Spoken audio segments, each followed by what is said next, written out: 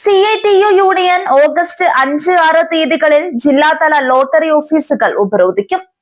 കഴിഞ്ഞ വർഷത്തേക്കാൾ 10 രൂപയാണ് കമ്മീഷൻ വെട്ടിക്കുറച്ചത്. ഇത് ലോട്ടറി ഏജന്റന്മാരെയും തൊഴിലാളികളെയും പ്രതികൂലമായി ബാധിക്കുന്ന ഒന്നാണ്.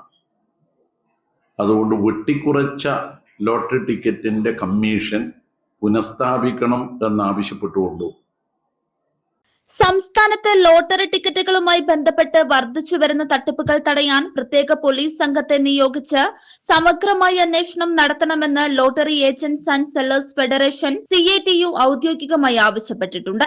ലോട്ടറി ഓഫീസുകളെയും സാധാരണക്കാരായ വിൽപ്പനക്കാരെയും കേന്ദ്രീകരിച്ച് അടുത്ത കാലത്തായി ഒട്ടനവധി വ്യാജ ലോട്ടറി മാഫിയകളും സാമ്പത്തിക തട്ടിപ്പുകളും റിപ്പോർട്ട് ചെയ്യപ്പെട്ട പശ്ചാത്തലത്തിലാണ് സംഘടന ഈ ശക്തമായ ആവശ്യം ഉന്നയിച്ചിരിക്കുന്നത്.